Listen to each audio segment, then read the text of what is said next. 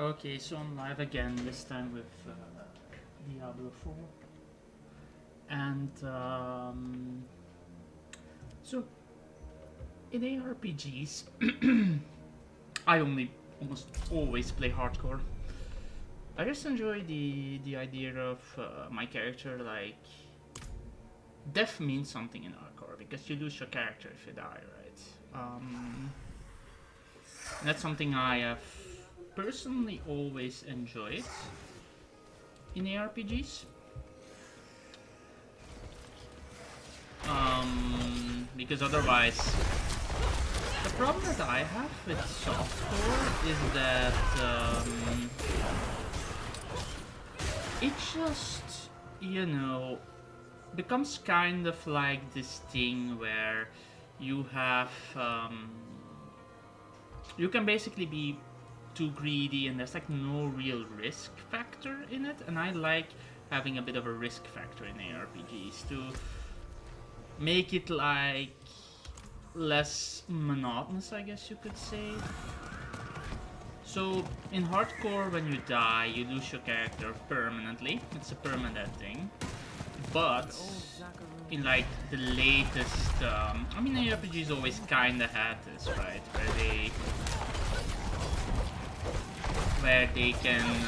Where you progression you make with one character can kinda carry over into the next one.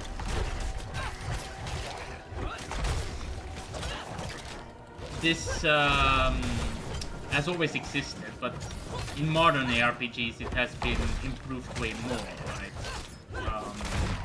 Where, for example, the gold that I farm on this character, should this character die and I start over,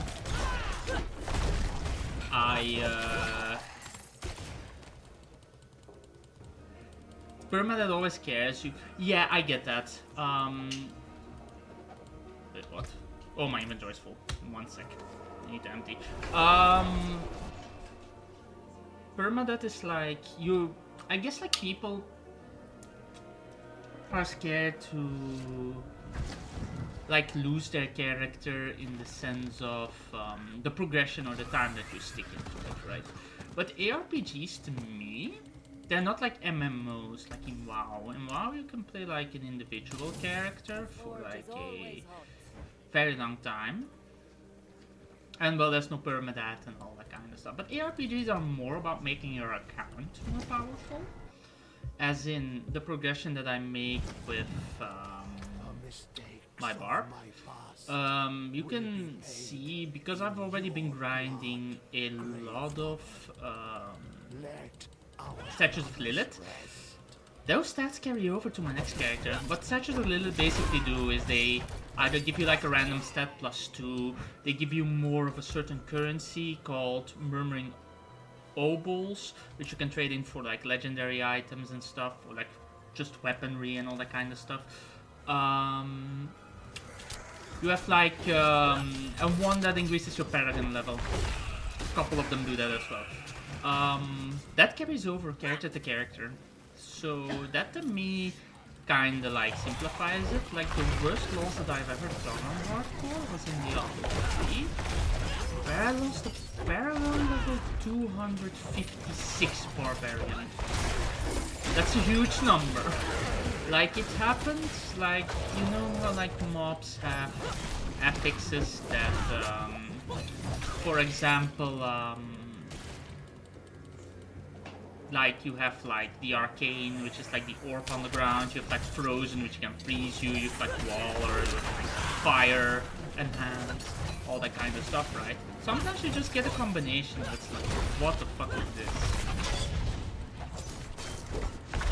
And in general though, what hardcore also learns you is the importance of itemization. Like for example, I was like early game, you don't want your sockets not filled ever, right? Ignore this, I just got this, so this socket is not filled. But even something as simple as like +4 life on kill, on softcore, you don't have to care, right? Like it doesn't matter, because eventually you'll die and just restart.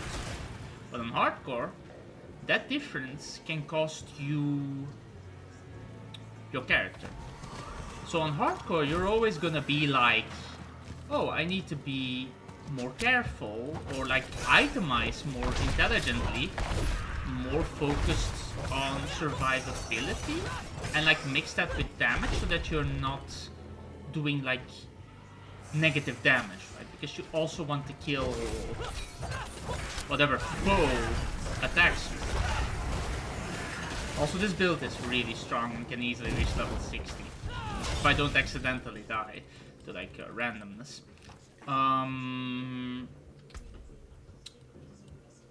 It also like helps you to prioritize. For example, like a really dangerous element, especially early on, before you can get stuff like guard control reduction, is frost or cold damage. So cold resistance gains a little bit of value there, right? Because if you have some cold resistance going for you, you can survive potentially being frozen, which is big. Because frozen's very risky. It's very yikes if you're frozen on hardcore. Like, that's when you panic mode and pop like 2 health balls, or like spam your Q button. By the way, this build is like focused on upheaval overpowers and collecting those blood orbs that spawn when you overpower, because those do a shit ton of damage. That's for now what the build is. You can see the damage of them, right? Like, look at this thing melt. Like, the damage is absolutely nutty.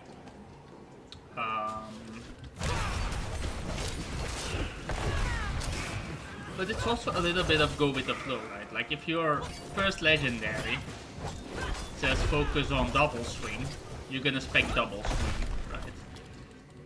And like the real build changes in Diablo 4, they happen once you go to Torment difficulty, which you need to be level 60 for. Honestly, I might try to, depending on... I first want to get like the statues of Lilith, because I want those extra stats. As minor as it may seem to have like +2. +2 is a lot, considering this becomes an insane item because it has 2 socket slots, right? You can gem that with +20 strength or whatever your main thing is. And then like my other items, they give like +30 strength, and these are reasonably obtained, right? Recently obtained. So that's a lot. Like, 2, honestly, socket slots, especially 2, is really valuable early on. Because of how versatile socket slots are. And in modern ARPGs, including Diablo 4, you can add socket slots to your items, but I don't recommend doing that early on, because early on you're gonna replace items really, really quick. And it only really becomes relevant once you reach level 60 and you get like good legendary items, you know, all that kind of stuff, right?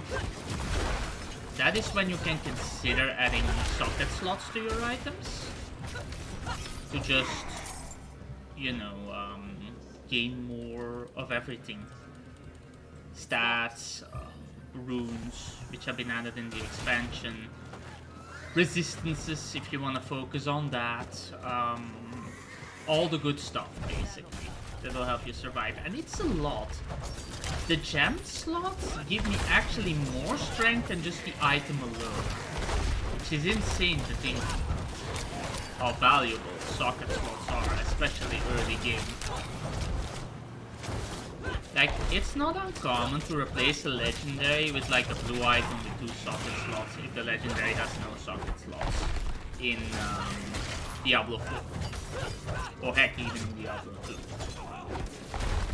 Because like early game legendaries, they're decent to help you like survive, but they're not anything super build related, right?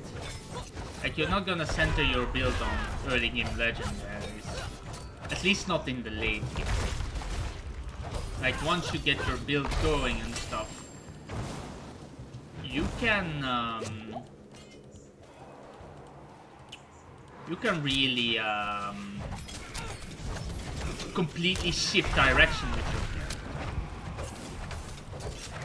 Like, for example, this might end up just being a Thorns build because I drop like a legend there. Or like a, what is it called, a unique. It just gives me a crap ton of Thorn damage. It is cool. It is such a fun game. Like, Diablo 4 is like a game which a lot of people hate, but they hate it for the wrong reason. They hate it because A, this came out during the time that Blizzard had controversy behind them. Like, you know, like the sexual assault allegations and all that kind of stuff, which was really, really bad. But, correct me if I'm wrong, but that is not really something Diablo 4 should suffer. Right? Because none of the people that made Diablo 4 were responsible.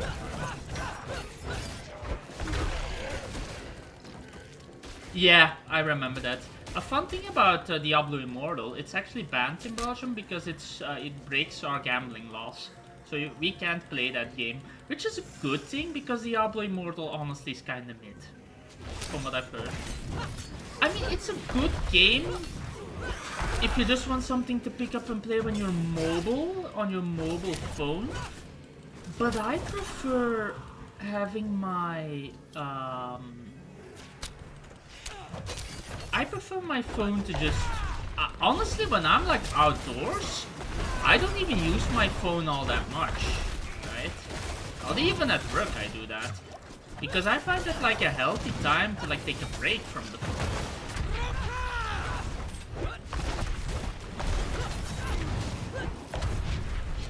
I'm gonna focus a little bit on this one, because this can be difficult.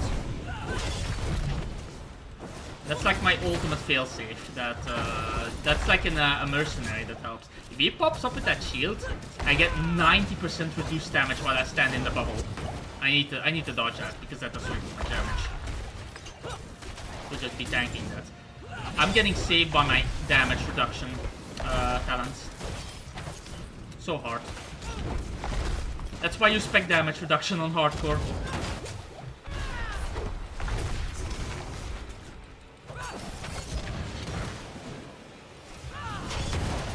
I'm out of fury. No, full fury. I have like the spec that oh my god, he's doing damage, man. Like that the guy with the lance that is like chasing me, he does a ton of damage.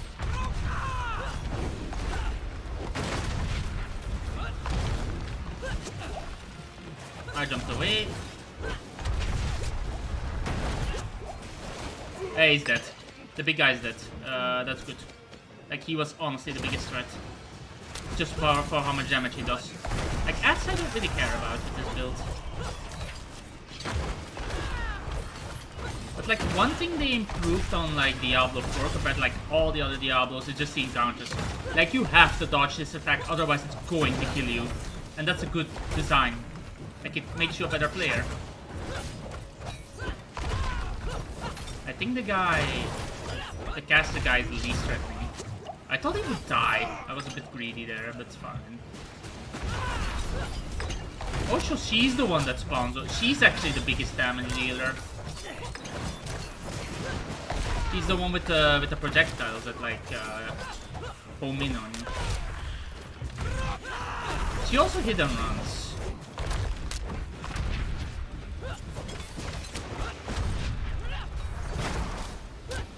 Yeah, you can dodge that.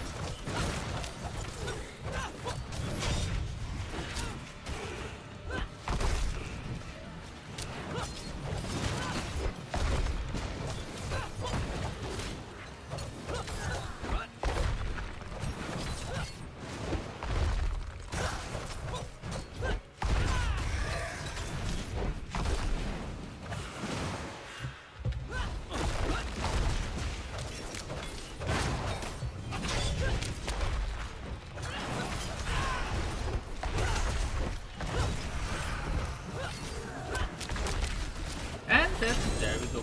Get like a shit ton of legendaries for this. Thank you. Let's see. Do we have any upgrade? Basic skill.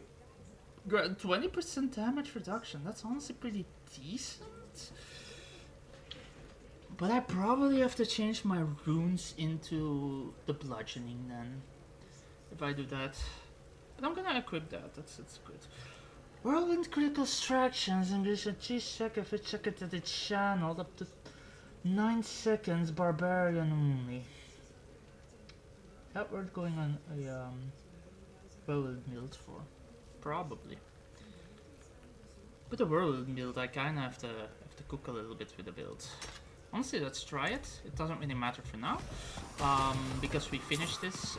So we're just gonna light the thingy.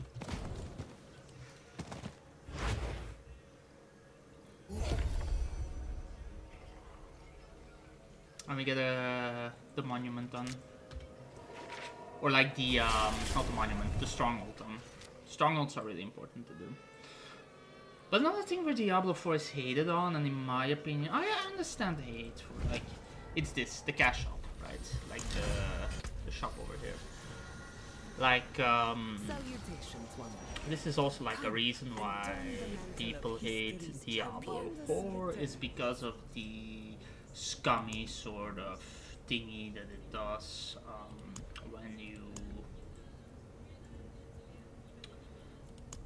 when you want to buy like things. But the thing that makes me go like, this is not that bad, is because it's purely cosmetic.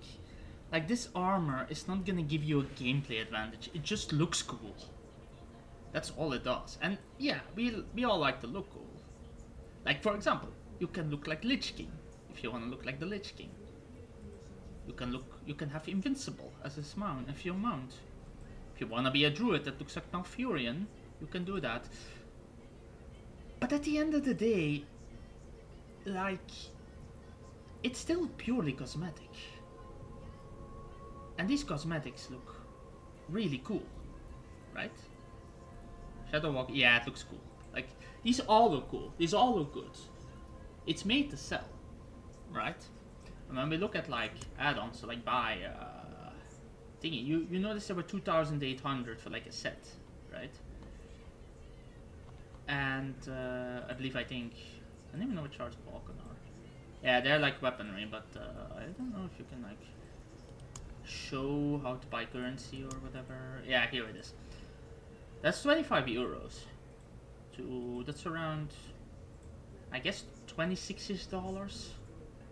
Let's just say it's the same. Let's say it's $25 for like this set of gear. It looks good, for sure. It's expensive, definitely. Like this Sylvan's one looks really good. I like this one personally. It's expensive for sure. But here's the thing, it's cosmetic. You don't need this to get like say top 1 on the rank boards in hardcore. You can get that purely off skill. And that's why I see like a lot of people, and I mean a lot of people, they go like, oh, Diablo 3 is this pay-to-win game because you can buy everything at the shop. And I'm like, no, that's not true.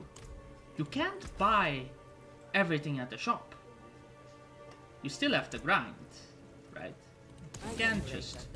You can't just buy yourself the level 70, or sorry, level 60 with like 100 Paragon levels. You can't do that.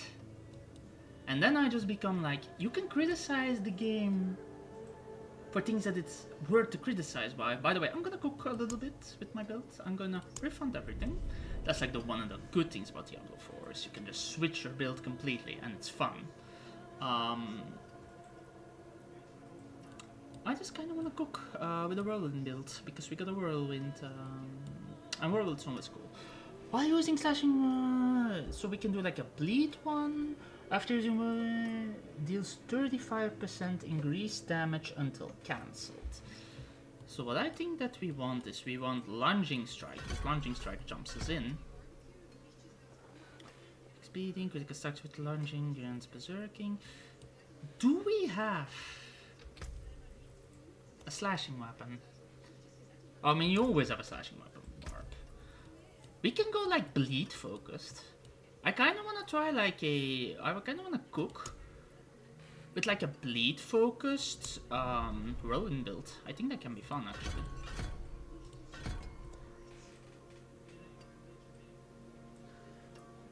Have fun Zoe with like League of Legends. I'm probably not gonna stream too much longer because it's close to like 7. I'll stream for I'll like cook a little bit with the build and then I'm probably done, and then I'll check this build off stream if it was any good. If my Barb dies, she dies. But basically what I wanted to talk about is Diablo 4. It's like hated for the wrong reasons, right? Like it's hated because it's Blizzard and it's hated because of the cash out function. And I'm like, you can criticize this game on things that are actually valid criticisms. Like for example, how I would like a system where, because I'm a hardcore player, I can reforge the legendaries or the uniques that I don't need and create a unique that's for a completely different class. So that I can keep that unique in my stash, and when I get to that class, in my hardcore runs, I'll do it like that. I would love a system like that. Like that is something that should be 100% in this game. Yet no one talks about this. Because it's all overshadowed by things like, oh, it's Blizzard, therefore game bad. Which is just dumb, in my opinion. Because this game is... I like this game. Ever since the expansion, the first expansion pack came out, this game has been so much better. Like, it improved tremendously. It went from, like, a genuinely bad game. Not the worst game that I've played. Diablo 3 was worse. But it was a genuinely bad game on its launch. It had unbalanced mobs and stuff. Like, the mobs could, like, two-shot you. Which was just like, what the fuck? But nowadays, they improved on that, and they made the mobs... They added more difficulty options. That's what they did. They added more difficulty options. Kinda wanna cook, maybe Shanshin Shout? While Shanshin Shout is active against 6 fury each time you take damage. Honestly, kinda wanna cook with this. I think it's good for a whirlwind build.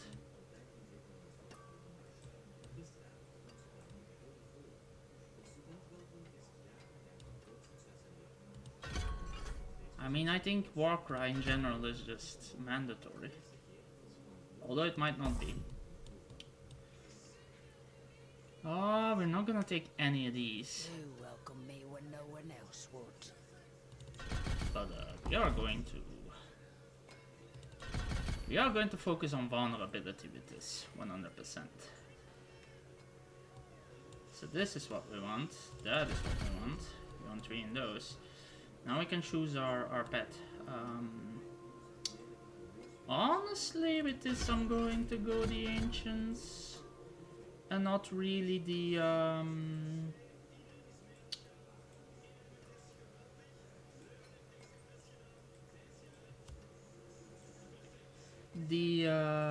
honestly, I'm just gonna cook this off stream a little bit. Thank everybody for watching. I'm gonna cook like a build. And I'll probably stream some Diablo 4 tomorrow. I just really need to think and experiment before I make this work. Alright? Thanks everyone.